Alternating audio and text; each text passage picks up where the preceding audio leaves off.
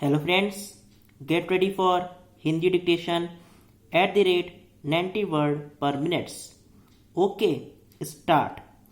अब यह किसी से छिपा नहीं कि चीन को कोरोना वायरस का संक्रमण दुनिया भर में फैलाने का जिम्मेदार माने जाने के कारण यूरोपीय देशों के साथ साथ अमेरिका, जापान आदि की बहुराष्ट्रीय कंपनियां वहां से अपना बोरिया बिस्तर समेटने की तैयारी कर रही हैं। इसे भारत अपने लिए एक अवसर के रूप में देख रहा है, लेकिन केवल इतने से बात नहीं बनने वाली कि केंद्रीय मंत्रियों के साथ साथ प्रधानमंत्री भी राज्यों को यह सलाह दें कि वे इन कंपनियों को अपने यहाँ लाने की कोशिश करें। आखिर इस कोशिश में खुद केंद्र सरकार क्यों नहीं जुटती? क्या वह उचित नहीं कि केंद्र सरकार अपने स्तर पर सक्रिय हो और चीन से निकलने की तैयारी कर रही बहुराष्ट्रीय कंपनियों से संपर्क साधकर उन्हें देश में लाने के लिए हर संभव कदम उठाए? आवश्यक तो यह है कि इसके लिए संबंधित मंत्रालयों की कोई संयुक्त टीम गठित कर तत्परता का परिचय दिया जाए, क्योंकि ये कंपनियां भारत सरकार या फिर राज्य सरकारों के निमंत्रण का इंतजार नहीं करने वाली।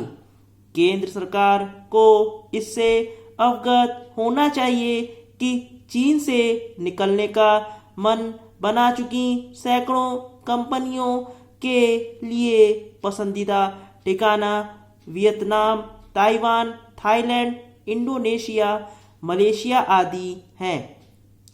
ऐसा इसलिए है क्योंकि भारत के मुकाबले इन देशों में कहीं अधिक उपयुक्त माहौल और सुविधाएं हैं। क्या ऐसी सुविधाएं भारत में हैं? दावे कैसे भी किए जाएं, हकीकत कुछ और ही है। यदि केंद्र और राज्य सरकारें यह चाहती हैं कि चीन से निकलने वाली बहुराष्ट्रीय कंपनियां भारत की ओर रुख करें, तो उन्हें इन कंपनियों के लिए उपयुक्त आधारभूत ढांचा और अनुकूल माहौल उपलब्ध कराने का काम प्राथमिकता के आधार पर करना होगा। सरकारें इससे परिचित ही होंगी कि जरूरत केवल श्रम कानूनों को दुरुस्त करने की ही नहीं, नौकरशाही के मिजाज को भी ठीक करने की है। यह आसान काम नहीं। यह सदी है कि बीते कुछ समय में देश में कारोबारी माहौल एक हद तक सुगम बना है, लेकिन अभी वह इतना आकर्षक भी नहीं कि बहुराष्ट्रीय कंपनियां भारत की ओर खिंची चली आए। आखिर यह एक तथ्य है कि हाल में जिन बहुराष्ट्रीय कंपनियों ने चीन से अपने कारखाने हटाए हैं, उन्होंने वियतनाम अथवा ताइवान को तरजीह दी है।